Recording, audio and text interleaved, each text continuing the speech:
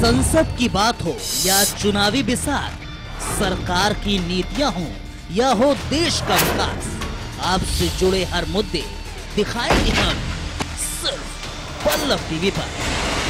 आवाज सच।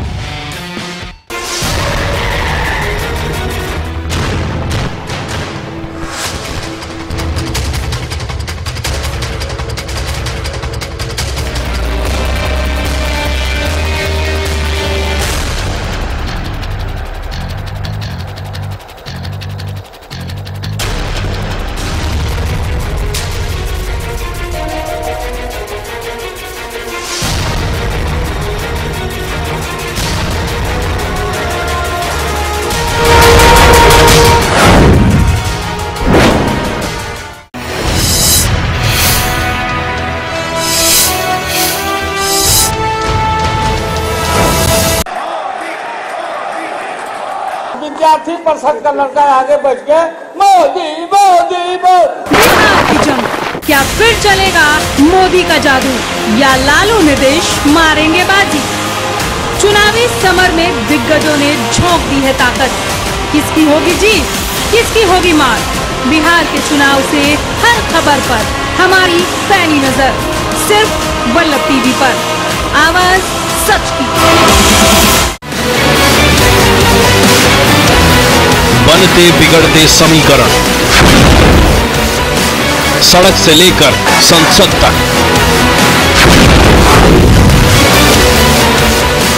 आंदोलन से सत्ता के गलियारों तक, सियासत की हर खबर पर पैनी नजर। देखिए ब्रजेश निगम के साथ सिर्फ वल्लभ टीवी पर।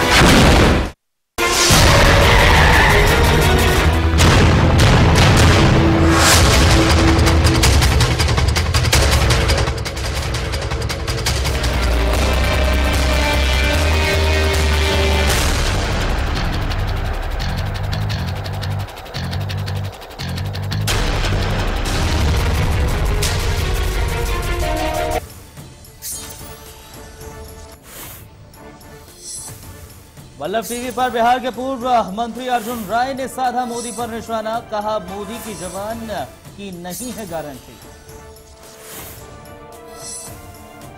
बिहार विधानसभा चुनाव से किनारा कर सकती है पप्पू यादव की पार्टी, सूत्रों के हवाले से खबर। एनडीए में हो सकते हैं शामिल।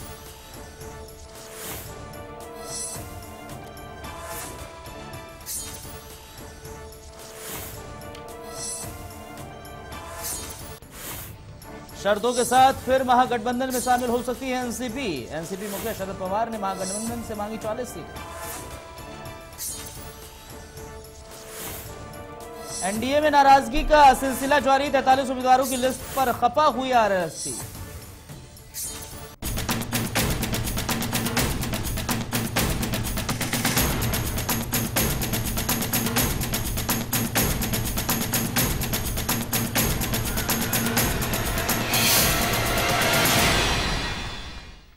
नमस्कार, मैं हूं अब्दुल और आप देख रहे हैं हमारी खास पेशकश चुनावी महासंग्राम। जी हां, बिहार में इस वक्त चुनावी महासंग्राम है और बयानबाजियों का दौर भी चालू है और साथ ही साथ नाराजगी का दौर भी अब शुरू हो चुका है। अक्टूबर में होने वाले बिहार विधानसभा चुनाव का चुनावी बिगुल तो बहुत पहले ही बच चुका है, लेकिन बिहार चुनावी मैदान में कूदने वाले दो बड़े दलों में से एक बड़े दल यानी कि एनडीए में अभी तक अंदरूनी मनमुटाव जारी है, जिसमें मांझी और पासवान के बाद अब बारी है आरएलएसपी के अध्यक्ष उपेंद्र कुशवाहा की। जी हां, वो भी इस वक्त पार्टी से नाराज चल रहे हैं। नाराजगी इस वजह से है क्योंकि बीजेपी ने जो 43 उम्मीदवारों की लिस्ट जारी की है, इसमें उपेंद्र कुशवाहा का कहना है कि जो बीजेपी ने लिस्ट जारी की है उनमें से कुछ जगहों पर आरएलएसपी अपने उम्मीदवार उतारना चाहती थी, लेकिन बीजेपी ने उन जगहों पर अपने उम्मीदवार उतार दिए हैं। तो नाराजगी का दौर जारी है। हमारे सहयोगी की इस रिपोर्ट में देखिए आखिर कैसी नाराजगी चल रही है बिहार चुनाव से पहले ही पार्टी में।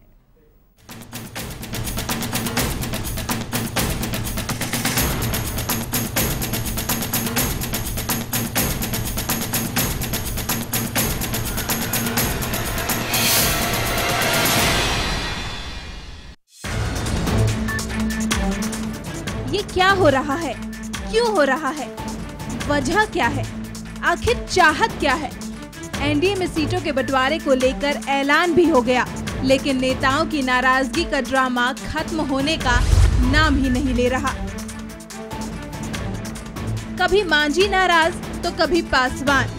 शायद यही वजह है कि एनडीए के दो दलों के नेता जब नाराज हुए तो आरएलएसपी के अध्यक्ष उपेंद्र कुशवाहा भी नाराजगी की इस दौड़ में पीछे नहीं रहे और अब उपेंद्र कुशवाहा भी मुंह फुलाए बैठे हैं। दिल की बात जुबान पर लाना इतना आसान नहीं होता, बड़ी हिम्मत चाहिए दर्द को बयां करने के लिए। जी हाँ, एनडीए में सीट बंटवारा बीजेपी के सिर का दर्द बन गया है, लेकिन बीजेपी ये दर्द छुपाए बैठी है। और ये दर्द हो भी क्यों ना, सीटों के बंटवारे को लेकर जो खिचड़ी पकाई जा रही है वो पकाए नहीं पक रही थी, और जब पकी तो नाराजगी का दौर शुरू हो गया। पहले सीटों के बंटवारे को लेकर घमासान चल रहा था और अब उम्मीदवारों की सूची पर जारी हो गया है। एनडीए में सीटों के बंटवारे के बाद भारतीय जनता पार्टी ने बिहार विधानसभा चुनावों के लिए अपने उम्मीदवारों की पहली सूची जारी कर दी है। पहली सूची में 43 उम्मीदवारों के नाम की घोषणा की गई है। पार्टी की केंद्रीय चुनाव समिति ने भी इस पर मोहर लगा दी है। पार्टी नेता जेपी नड्डा ने यह सूची जारी की है। वहीं भाजपा ने जो बिहार विधानसभा चुनाव के लिए सूची जारी की है, उस पर राष्ट्रीय लोक समता पार्टी ने कड़ा ऐतराज जताया है। आरएलएसपी के राष्ट्रीय प्रवक्ता फजल इमाम मलिक ने मंगलवार देर रात कहा कि जब सीटों के तालमेल पर बातचीत चल रही थी तो ऐसी स्थिति में सूची जारी करना गठबंधन धर्म के खिलाफ है। भारतीय जनता पार्टी के वरिष्ठ नेता और केंद्रीय मंत्री जेपी नड्डा ने पार्टी की केंद्रीय चुनाव समिति के साथ बैठक के बाद सूची जारी की। इस दौरान उन्होंने कहा कि 50% से भी अधिक प्रत्याशी महिलाएं और इनमें युवाओं की संख्या भी कम नहीं है। ऐसे प्रत्याशियों में अनुसूचित जाति और पिछड़े वर्ग के उम्मीदवार भी हैं। इस मामले को लेकर उपेंद्र कुशवाहा ने कहा कि उनकी पार्टी को अधिक सीटें मिलती तो बेहतर होता। सीटों के बंटवारे पर कुछ बात नहीं बनी। हालांकि सीधे तौर पर उन्होंने चुनाव को लेकर कुछ भी स्वीकारने से इनकार कर दिया है। इस मामले में भाजपा के वरिष्ठ नेता व केंद्रीय मंत्री जेपी नड्डा द्वारा पार्टी की केंद्रीय चुनाव समिति के साथ ही बैठक के बाद सूची जारी होने और उसमें उनकी पार्टी के लिए सीटें कम मिलने पर उन्होंने कुछ असंतोष जरूर जताया, मगर सबसे बड़े लोकतांत्रिक दल और केंद्र सरकार में काबिज दल को लेकर वे सीधे तौर पर कुछ भी बोलना नहीं चाहते। बहरहाल सीटों को लेकर जो भी सहमति बनी उस पर नाराजगी के बाद भी सभी दल सहमत हैं, लेकिन नाराजगी का मानो जैसे एक दौर ही चल पड़ा हो। शायद इन्हें ये लगता है कि मुंह फुलाने से कुछ नया हासिल हो जाएगा, लेकिन नाराजगी से कुछ हासिल नहीं होगा। नेताजी फैसला तो जनता ही तय करेगी और जनता चेहरा नहीं काम देखती है। आशीष पराशर के साथ ब्यूरो रिपोर्ट, वल्लभ टीवी।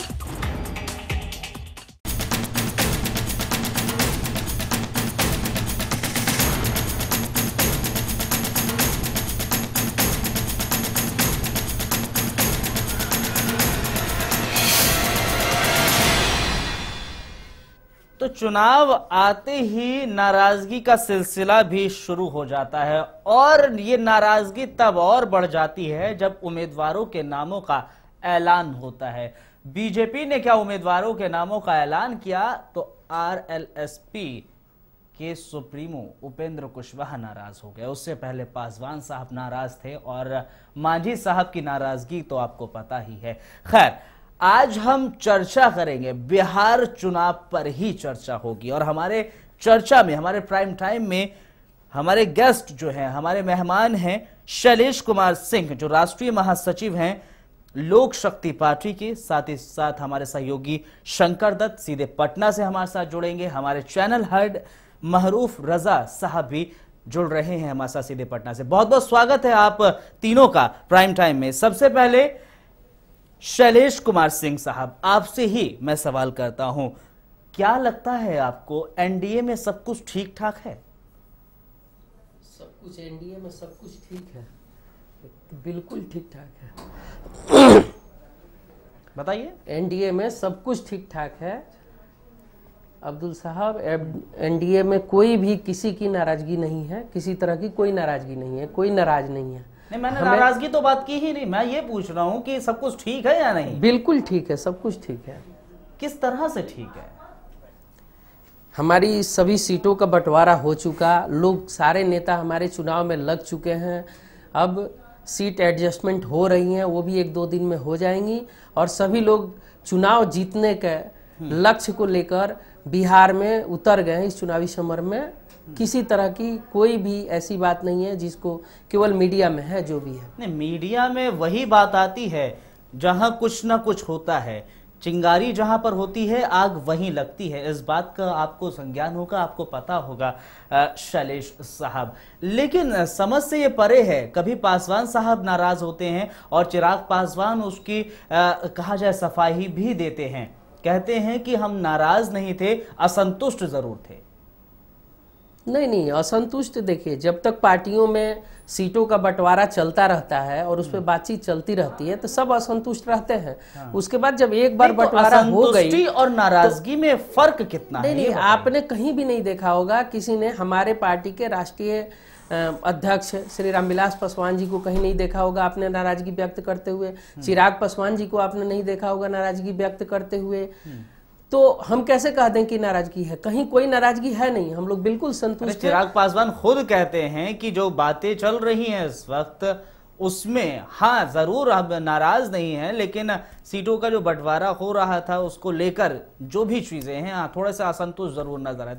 खैर, हमारे साथ हमारे दोनों सहयोगी, हमारे चैनल हेड और हमारे सहयोगी जुड़े हुए हैं सीधे पटना से और कुछ प्रश्न वो करना चाहते हैं आपसे। Mahroof sir, over to you.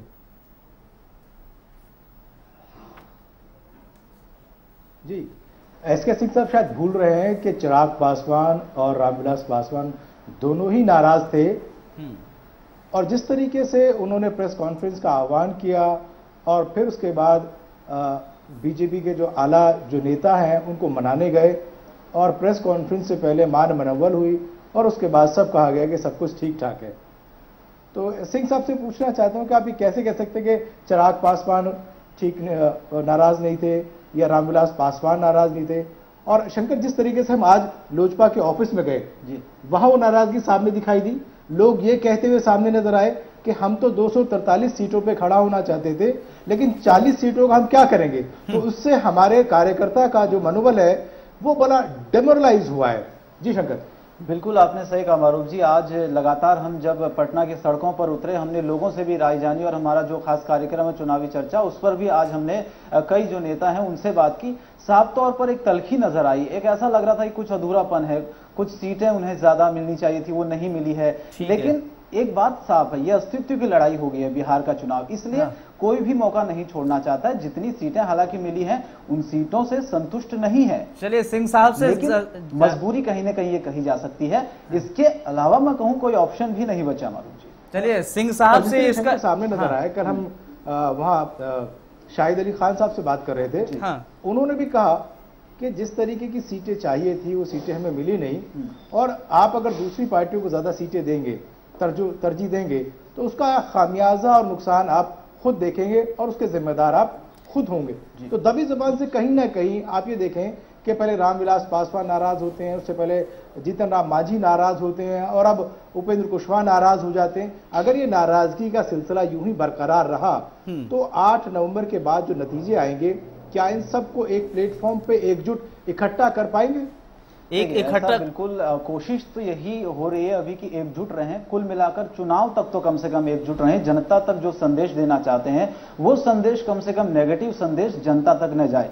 हमने तमाम राजनीतिक दलों से यहां पर बात की, एक ही जुबान थी सबकी कि लगातार कोशिश सबकी यही हो रही है कि जब तक इलेक्शन न खत्म हो जाए, जब तक नतीजे चुनाव के ना आ जाए, सबको मनाने की कोशिश की जा रही है। इसका उदाहरण मैं आपको बताऊं कि जीतन राम मांझी और रामविलास पासवान का सभी लोग इसका उदाहरण जानते हैं, क्योंकि सीटों को लेकर अभी भी मतभेद लगातार बना हुआ। हालांकि जितनी सीटें मिली हैं दोनों ही उतनी सीटों से संतुष्ट नहीं बिल्कुल बिल्कुल माना जा सकता है। कहीं ना कहीं दोनों की मैं कहूंगा यहाँ पर मजबूरी के चलते उन्हें संतोष करना पड़ा, क्योंकि जो बिहार में इस बार चुनाव होना है बहुत अस्तित्व की लड़ाई का चुनाव, अस्तित्व की लड़ाई है। लेकिन इस वक्त हमारे साथ जाएगी कि उसे शैलेश कुमार साहब जो हैं, ज्यादा सीटें मिले, उनसे जरूर जवाब लेते हैं शंकर, और कम से कम वो संदेश जो जनता तक जाए वो क्लियर संदेश जाए। बिल्कुल। लेकिन आपने जो बात कही वो बिल्कुल सही है, मनमुटाव पार्टी के अंदर चल रहा है, सीटों का बंटवारे को लेकर तमाम कश्मकश पहले भी देखने को मिल रही थी, लेकिन अब जब हम नेताओं से बात कर रहे हैं वही चीज बार बार दबी जुबान में सामने दबी जुबान में वही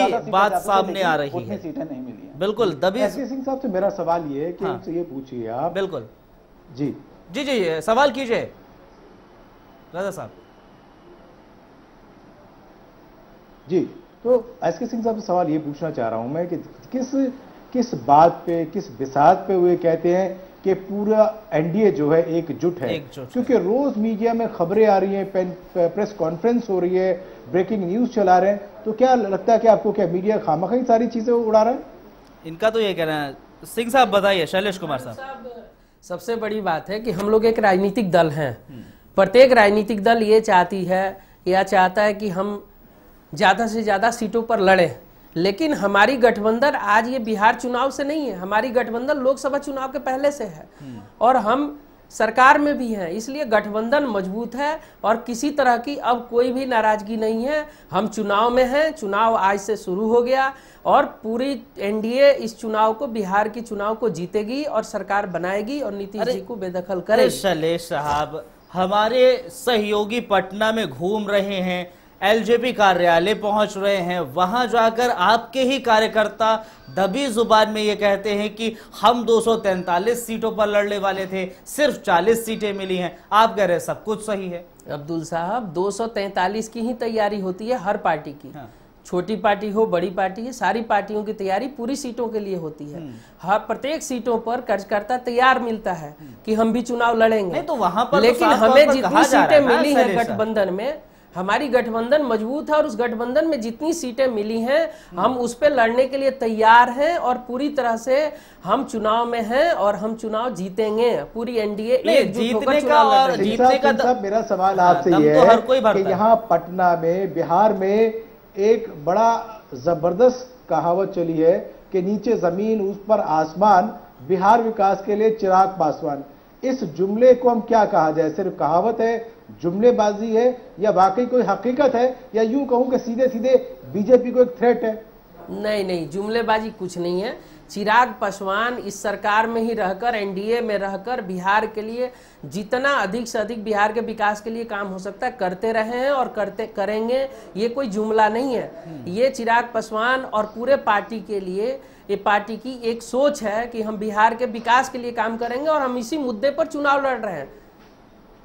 नहीं, इसी मुद्दे पर चुनाव लड़ रहे हैं, लेकिन सवाल यही आ रहा है कि आप एक तरफ चिराग पासवान, जो बिहार में इस वक्त जो चर्चाएं चल रही हैं, जो थॉट चल रही है, जो चीज़ें चल रही है, वो मारूफ रजा साहब और हमारे जो सहयोगी हैं वो कवर कर रहे हैं, लेकिन एक बड़ी बात शैलेश साहब ये नज़र आई है इस वक्त कि बिहार में अगर आम जनता से पूछा जा रहा है, लोक जनशक्ति पार्टी के बारे में पूछा जा रहा है या एनडीए के बारे में पूछा जा रहा है, तो अभी भी पशुपेश की स्थिति है, कश्मकश की स्थिति है, वो अभी भी असमंजस की स्थिति में है कि आखिर क्या किया जाए, क्योंकि महागठबंधन भी एक तरफ से टूटता हुआ नजर आ रहा है और एनडीए में भी मनमुटाव, अंदर खाने जरूर नजर आ रहे हैं। और अब तो जब से सीटों का बंटवारा यानी कि उम्मीदवारी तय हुई है 43 सीटों पर, उसके बाद तो खुलकर भी सामने आ रहे हैं।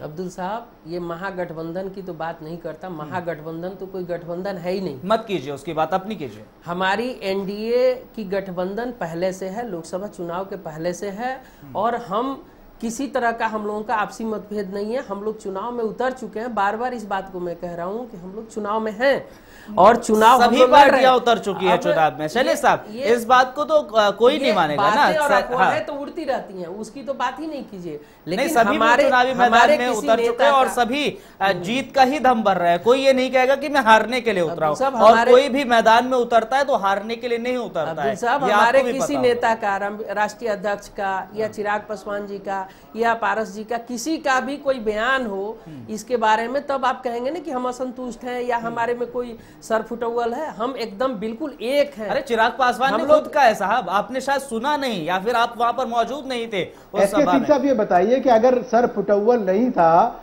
तो चिराग पासवान ने प्रेस कॉन्फ्रेंस का आह्वान क्या किया? क्यों किया? बिल्कुल। देखिए मारूफ साहब, जो प्रेस कॉन्फ्रेंस हुआ, आह्वान किया, जितनी थोड़ी बहुत हमारी अंदर से चिराग जी को जो भी लगा उन्होंने कहा वहां उस वक्त, और वो वहीं पे समाप्त हो गई। अब आगे हम लोग चुनाव में हैं, अब तो उस चर्चा को बिल्कुल आप लोग तो बंद ही कर दीजिए कि हम लोगों में कोई भी एनडीए में किसी तरह की फूट है। एनडीए बिल्कुल एक है और बिल्कुल मजबूत है। एनडीए की आप बात करें, एनडीए में फूट नहीं है तो अमन पासवान और अजय मंडल क्यों भाग गए बीजेपी छोड़कर? देखिए सीटें जितनी मिलेगी उसी पर तो लड़ना है। बहुत सारे लोग होंगे जो इधर से उधर और उधर से इधर जाएंगे आज की तारीख में, चूंकि सीटें कम हैं।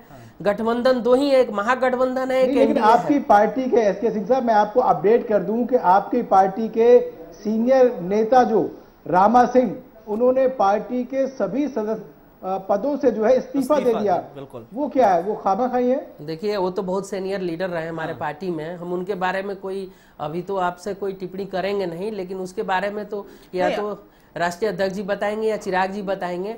लेकिन उनको हमें आशा है कि वो पार्टी में ही बने रहेंगे और उनको मना लिया जाएगा और उनको नहीं तो नाराजगी है ना पार्टी पे कहीं ना कहीं। अगर रामा सिंह साहब पार्टी के सभी पदों से इस्तीफा देने की बात करते हैं तो क्या वजह रही होंगी?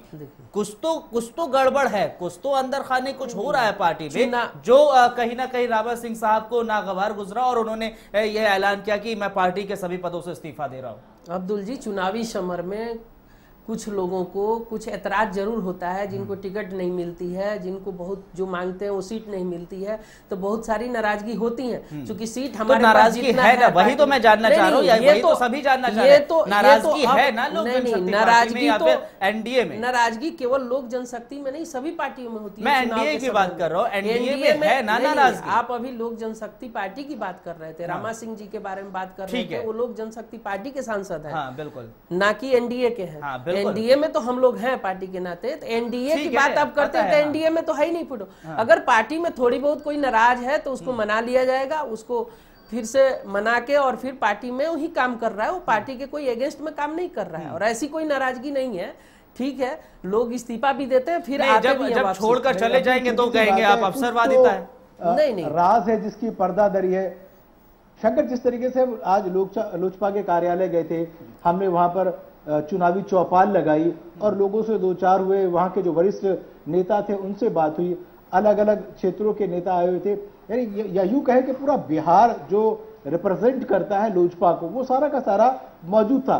क्या लगता है कि वो जिस तरीके से आए थे वो सबके सब एक आवाज में बोल रहे थे? लोगों में कहीं ना कहीं कसक और ये कमी जरूर महसूस हुई दो चार नेताओं को छोड़ करके, कि अगर ऐसा होता तो ज्यादा अच्छा होता, या अगर वैसा होता तो ज्यादा अच्छा होता। बिल्कुल आपने सही कहा और यही आज हमको देखने को मिला। आज उन तमाम लोगों से भी हमने बात की, उन नेताओं से भी हमने बात की और टटोलने की कोशिश की कि लगातार जो तल्खियां चली आ रही हैं, आप सीटों के बंटवारे को लेकर बात करते हैं, जीतन राम मांझी और रामविलास पासवान के बीच हमने इस पर भी सवाल किया कि तल्खियां लगातार सीटों के बंटवारे को लेकर चल रही थी। इस चीज को भी उन्होंने दबी जुबान में दबा दिया। हालांकि ये दिखाने की कोशिश पूरी तरह से की जा रही है कि पार्टी के अंदर सब कुछ ठीक है, लेकिन कहीं ना कहीं वो संदेश उन लोगों के अंदर से निकल कर आ रहा था, उन नेताओं के अंदर निकल कर आ रहा था। एक तल्खी नजर आ रही थी, एक टीस उनके दिल में नजर आ रही थी कि शायद इससे और ज्यादा बेहतर हो जाता तो पार्टी के लिए अच्छा होता। मारू साहब, मैं आपसे ये पूछना चाहूंगा कि आप जब लोक जनशक्ति पार्टी के कार्यालय में गए तो वहां पर क्या कुछ देखा, और आपने जब बिहार की जनता से बात की तो उनका क्या कुछ कहना था? क्या ये जनता मोदी जो लहर है क्या एनडीए के साथ दिख रही है? जो अगर हम अभी के ओपिनियन पोल्स की बात की जाए जो आपने आज लिए हैं।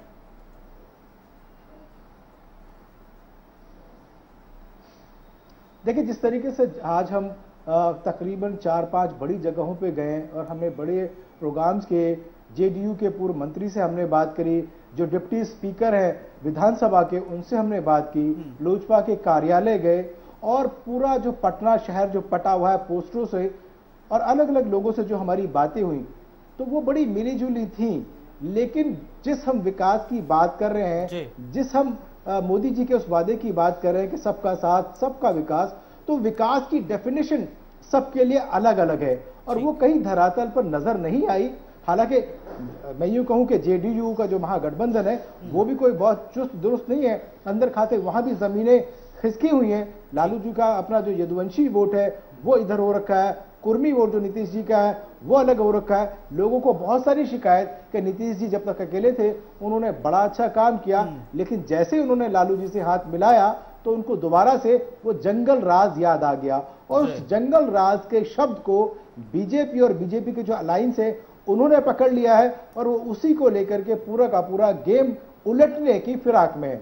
बिल्कुल उस मौके को भुनाने की कोशिश कर रही है अब एनडीए, जंगल राज के वर्ड को। ये कहना है मारूफ रजा साहब का, क्योंकि आज पटना में है और देख रहे हैं वहां पर जनता से बात कर रहे हैं। हमारे साथ शैलेश साहब भी जुड़े हुए हैं, राष्ट्रीय महासचिव है। वक्त एक छोटे से ब्रेक का है, ब्रेक के बाद हम इस चर्चा को बरकरार रखेंगे और जानने की कोशिश करेंगे कि आखिर एनडीए में क्या सब कुछ सही है, और खासकर जो लोक जनशक्ति पार्टी है वो ठीक ठाक है या फिर थोड़ी सी उसमें भी उठापटक देखने को मिल रही है। ब्रेक के बाद चर्चा बरकरार करते हैं।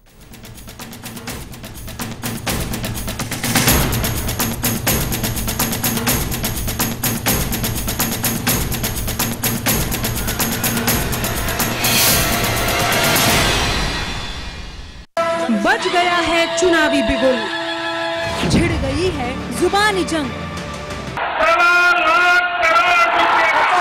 70 करोड़ 90 करोड़ कितना दे? कोई है अकेला तो कोई किसी के संग। केजरीवाल जी के निमंत्रण पर आए हैं। शह और मात के इस खेल में कौन रहेगा भारी और कौन मारेगा बाजी सारी। बिहार चुनाव पर हमारी खास पेशकश, आवाज सच की।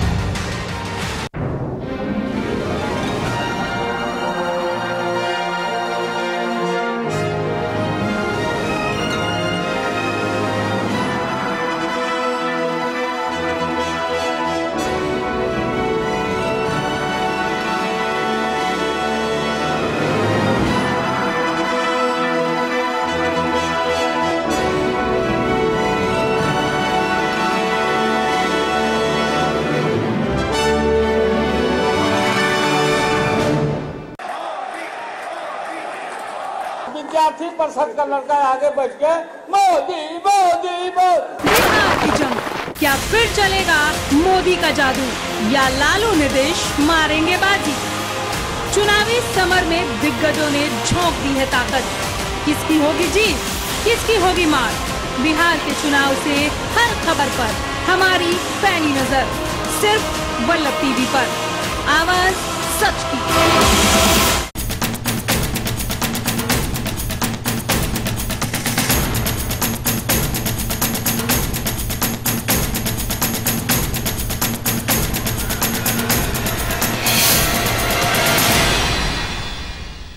तो चुनावी महासंग्राम जारी है, बयानबाजी जारी है और कहा सुनी या यूं कहे नाराजगी भी जारी है। एनडीए ने सोमवार को सीट बंटवारे का ऐलान कर दिया। इसके तुरंत बाद बीजेपी ने मंगलवार को बिहार चुनाव के मद्देनजर अपनी पहली लिस्ट भी जारी कर दी। अपनी पहली लिस्ट में बीजेपी ने 43 उम्मीदवारों के नामों की घोषणा की है। पार्टी की केंद्रीय चुनाव समिति ने इस पर मुहर लगा दी।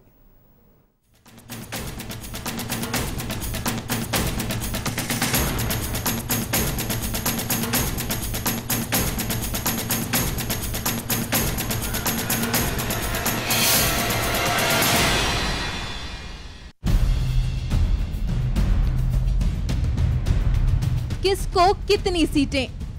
बीजेपी को 160 सीटें, रामविलास पासवान की पार्टी एलजेपी को 40 सीट, आरएलएसपी को 23 सीटें, जीतन राम मांझी की पार्टी हम को 20 सीटें मिली हैं।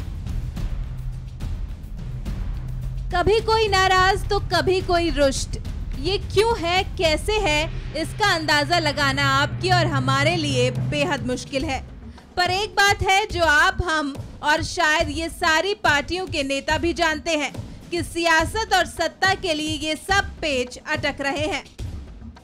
एनडीए ने सोमवार को सीट बंटवारे का ऐलान कर दिया, जिसके तुरंत बाद बीजेपी ने मंगलवार को बिहार चुनाव के मद्देनजर उम्मीदवारों की पहली सूची जारी कर दी।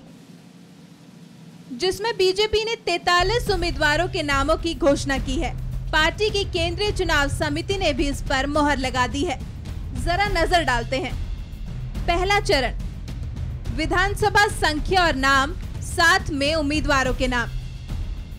136 सराय रंजन से श्री रंजीत निर्गुण, 139 रोसड़ा से श्रीमती मंजू हजारी, 143 तेगड़ा से श्री रामलखन सिंह, 144 मटिहानी से श्री सर्वेश कुमार सिंह, 146 बेगूसराय से श्री सुरेंद्र मेहता, 147 बखरी से श्री रामनंद राम, 151 परबत्ता से श्री रामनुज चौधरी, 152 बीहापुर से कुमार शैलेंद्र, 153 गोपालपुर से श्री अनिल यादव, 154 पीरपैती से श्री लल्लन पासवान, 161 बांका से श्री राम नारायण मंडल, 162 कटोरिया से श्रीमती निक्की हेम्ब्रा, 163 बेलहर से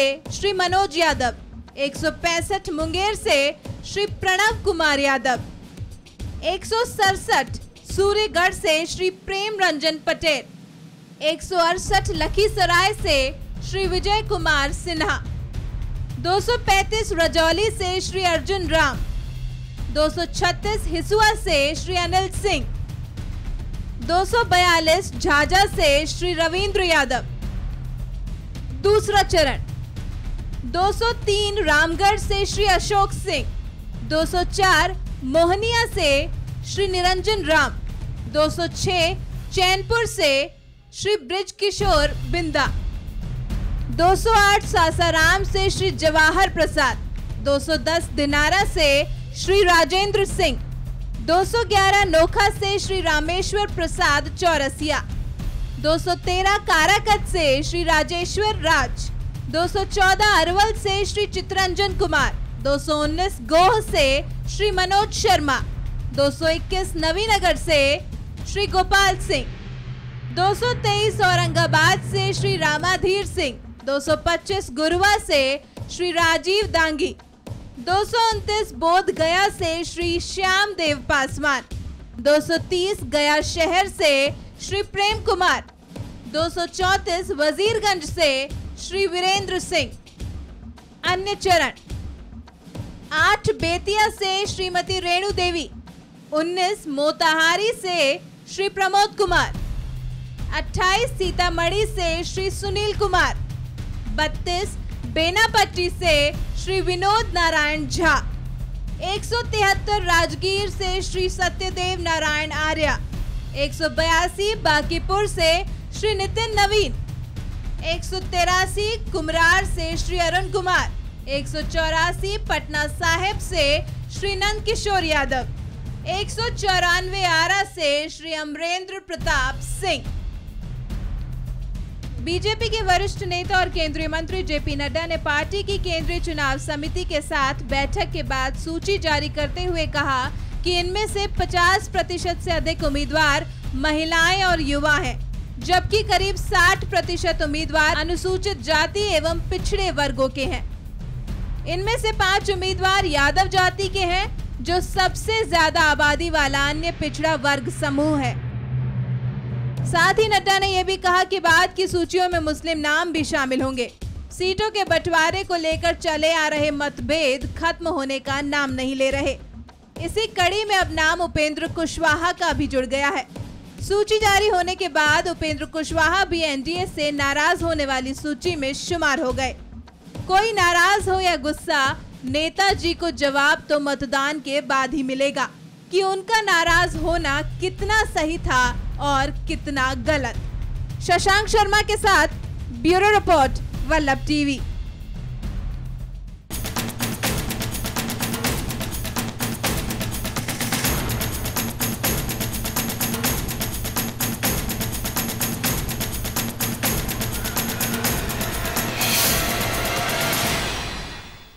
तो कोई नाराज कोई खफा नजर आ रहा है, लेकिन नाराजगी का मतलब क्या है ये नहीं समझ है किसी को भी। खैर, हम चर्चा बरकरार रखे हुए हैं और हमारे साथ शैलेश साहब लगातार जुड़े हैं, शंकर हमारे सहयोगी लगातार बने हुए हैं, मारूफ रजा साहब भी हमारे साथ जुड़े हुए हैं, चैनल हेड हैं हमारे।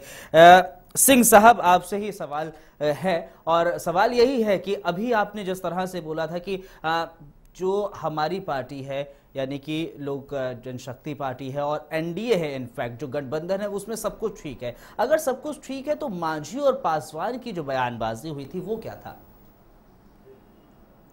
सिंह साहब आप ही से नहीं, मांझी और पासवान जी की जो बयान हुई थी वो बहुत पहले की बात थी और उसके बाद तो वो बयान पे हमारे राष्ट्रीय अध्यक्ष रामविलास जी का बयान आ गया और कल भी उन्होंने आज तक कॉन्क्लेव में कहा था कि मांझी बहुत बड़े नेता हैं। उन्होंने तो मांझी की कोई क्रिटिसिज्म किया नहीं।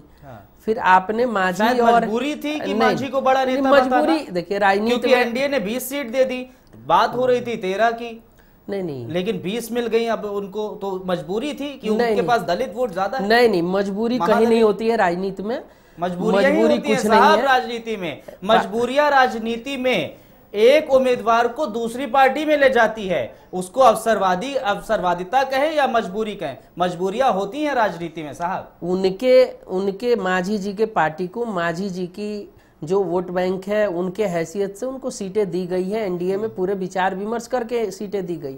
ऐसा तो है नहीं कि बिना विचार विमर्श की मांझी साहब नाराज हुए उसके बाद ही सीटें बढ़ाई गई और तभी मांझी साहब आए थे। सब लोग मांझी साहब ने ऐलान कर दिया था, इनफैक्ट औपचारिक तौर पर नहीं लेकिन अनौपचारिक तौर पर सबको साफ हो गया था कि मांझी साहब एनडीए से कहीं किनारा ना कर ले। इस वजह से एनडीए को शायद उनको सीटें बढ़ानी पड़ी और यही एक वजह है कि पासवान साहब पर भी तंज कसते हुए नजर आए थे मांझी साहब। नहीं, ऐसी कोई बात नहीं। तंज कसते हुए तो उन्होंने उसके लिए तो उन्होंने अपना बयान वापस भी ले लिया। तंज कुछ नहीं कसा और जिसकी जितनी हैसियत है उसके हिसाब से सारी बंटवारा एनडीए में हो चुकी। तो आप अपनी हैसियत 40 सीटों की मानते हैं, यानी कि लोक जनशक्ति पार्टी है वो 243 सीटों के लिए नहीं है, बिहार में 40 सीटों की। गठबंधन में पूरी सीटें 243 है, उसमें सबसे बड़ी पार्टी है भारतीय जनता पार्टी। तो जब भारतीय जनता पार्टी सबसे बड़ी पार्टी है और हमारे नेता मोदी जी हैं, नरेंद्र मोदी जी हैं और उनके सरकार में हमारे नेता उसमें मंत्री हैं, तो सबसे बड़ी पार्टी और हमारी पार्टी उनसे छोटी है। तो उसके तुलना में जो सीटें हमें मिली हैं उससे हम लोग संतुष्ट हैं और हम चलिए अच्छी बात है, संतुष्टि होनी चाहिए। रजा साहब कुछ कहना चाह रहे हैं? रजा साहब। जी एसके सिंह साहब कह रहे हैं कि उनकी जो हैसियत है उसकी वजह से उनको 40 सीटें मिली। तो मैं सिंह साहब से जानना चाहता हूं। नहीं, हैसियत नहीं बोला राजा साहब, हैसियत नहीं बोला हमने। नहीं, एक बात, हैसियत नहीं बोला हमने। हैसियत हमारी तैयारी तो 243 सीटों की होती है। नहीं, हैसियत नहीं बोला राजा साहब। हमारी तैयारी तो पूरे हमारे वर्कर है, हमारा संगठन बहुत बड़ा है बिहार में, पूरे 243 सीटों पे अगर चुनाव लड़ना चाहे तो लड़े। उसकी बात हमने हैसियत की नहीं बोली। हमने बोला कि एनडीए में सबसे बड़ी पार्टी भारतीय जनता पार्टी है और उसके हिसाब से हमें 40 सीट मिला है, तो 40 सीट से हम लोग संतुष्ट हैं। क्योंकि अभी बिहार में विकास का राज लाना है, बिहार में गुड गवर्नेंस के आपको याद दिला दे, तो उसके लिए जरूरी है अगर कुछ सेक्रीफाइस भी करना पड़े तो लोगों ने किया, हमारे नेताओं ने किया और करके एनडीए में एकजुटता लाए और एनडीए एकजुट है और हम बिहार जीतने को बिल्कुल तैयार हैं। अब सर्वे में भी देख रहे हैं, हर जगह देख रहे हैं कि बिहार हम लोग जीतेंगे। नहीं, खैर बिहार जीतेंगे या नहीं जीतेंगे 8 अक्टूबर को पता चलेगा। यहाँ हम स्टूडियो में बताइए विकास की आपके लिए डेफिनेशन क्या है? किस तरीके के विकास की आप बात कर रहे हैं? बिहार में जो विकास का डेफिनेशन है, सबसे पहले बिहार में जो पूरे 10 सालों में उद्योग धंधे नहीं लगे, सबसे पहले वहां उद्योग धंधे लगने चाहिए, उद्योग आने चाहिए। बड़े बड़े छोटे मझोले या कुटीर उद्योग ये सब बंद हैं, कहीं कुछ नहीं है। जो 2-4 एरियाज में पहले थे भी उद्योग धंधे वो भी बंद पड़े हैं। बिहार की चीनी मिलें हैं, सरकारी 18 चीनी मिलें हैं, उसमें से 2-3 ही चालू हैं, 14-15 बंद है। ये भी है बिहार में। मैं गोपालगंज जिले का रहने वाला हूँ। गोपालगंज जिले में डालडा फैक्ट्री हथुआ की वो बरसों से बंद है, वहां पे शराब फैक्ट्री है वो बरसों से बंद है। ये सब खुलने चाहिए। ये विकास की सबसे पहली डिफिनेशन है। बिहार में कम से कम 16-17 घंटे 18 घंटे बिजली मिलनी चाहिए। बिहार में एजुकेशन सिस्टम जो बिल्कुल नीतीश जी के गवर्नमेंट में बर्बाद हो चुका है वो बढ़िया होना चाहिए। उसको पहले जैसा जहां से बिहार एक शिक्षा का केंद्र है, उस तरह से शिक्षा का वो होना चाहिए, माहौल होना चाहिए।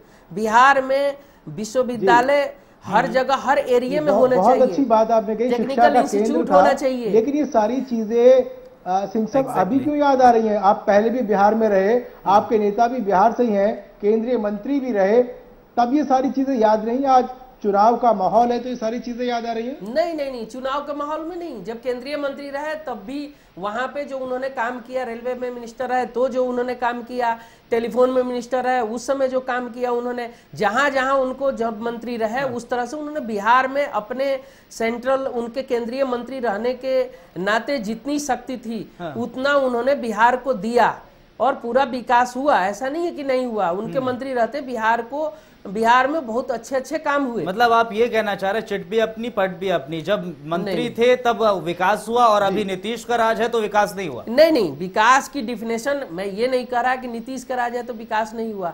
नीतीश के राज में नहीं, पूरे भारतवर्ष में जो 10 वर्षों में विकास हुआ उसके तुलना में नीतीश जी अभी भी बहुत फीसदी विकास में है। अभी भी बिहार में विकास की बहुत जरूरत है, क्योंकि जो देश में और राज्यों में जो विकास हुआ इन 10-15 सालों में, उसमें बिहार आज भी बहुत पिछड़े नंबर पे है।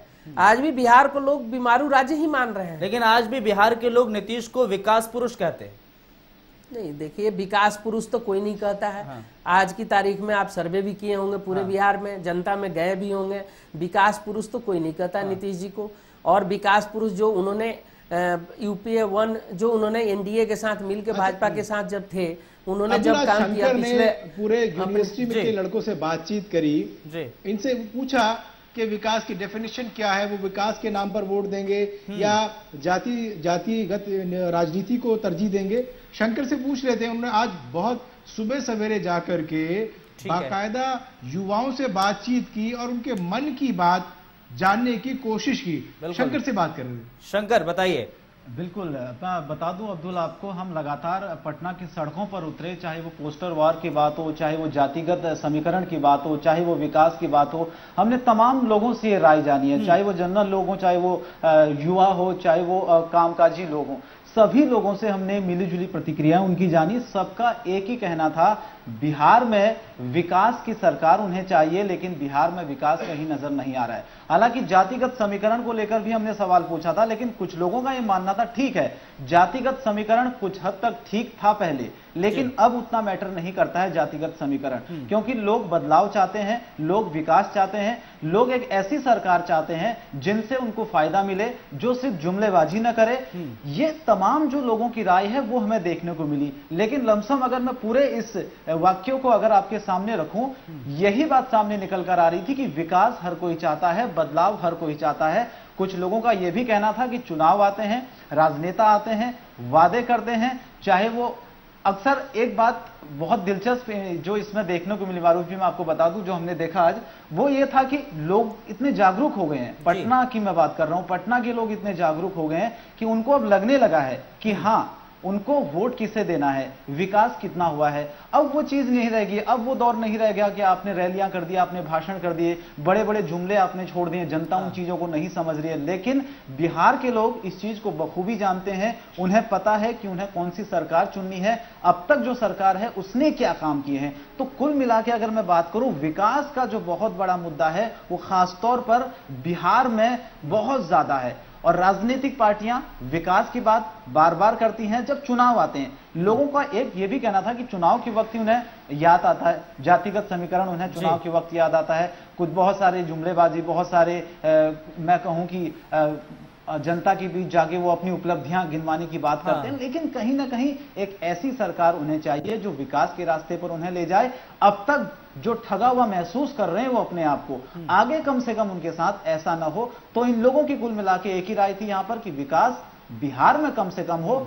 अब वो दौर चला गया है, आपने रैलियां की, आपने जुमलेबाजी की, आपने लोगों को बहकाया, वोट बैंक की राजनीति की, लेकिन जनता समझदार हो चुकी है। इसलिए फारूक जी मैं कहूं कि इस बार का जो चुनाव बहुत ही दिलचस्प बिहार में होने वाला है। बहुत सारे लोगों की राय हम जान रहे हैं, चाहे वो युवा हो, चाहे वो रिक्शे चलाने वाला हो, चाहे वो ऑटो ड्राइवर हो, कोई भी हो, हर कोई बदलाव बिहार में चाह रहा है। शंकर, बहुत दिलचस्प होने वाला है। आपने जिस तरह से घूमे हैं, आप पटना में अलग अलग जगहों पर गए हैं, प्रतिक्रियाएं ली हैं, आपकी प्रतिक्रिया पे हम शैलेश साहब यानी कि सिंह साहब है उनकी प्रतिक्रिया रहते हैं, क्योंकि हमारे पास समय बहुत कम है। तो सिंह साहब, आपकी प्रतिक्रिया, जो आम जनता इस वक्त कह रही है, वो शंकर ने बताया है कि विकास चाहती है आम जनता और जागरूक हो चुकी है बिहार की जनता इस वक्त। बिल्कुल जो कह रहे हैं तो उसमें आपको मैं बता दूं कि बिहार की जनता जो 10-11 करोड़ की जनसंख्या, उसमें 6-6.5 करोड़ के आसपास तो केवल यूथ वर्ग है जिसकी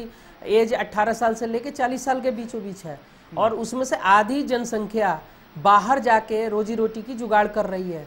MBA होने के बाद भी, PhD होने के बाद भी और पूरा एजुकेटेड होने के बाद भी बाहर 10-10 हज़ार, 15-15 हज़ार की नौकरी कर रही है और 5-5 हज़ार की नौकरी कर रही है।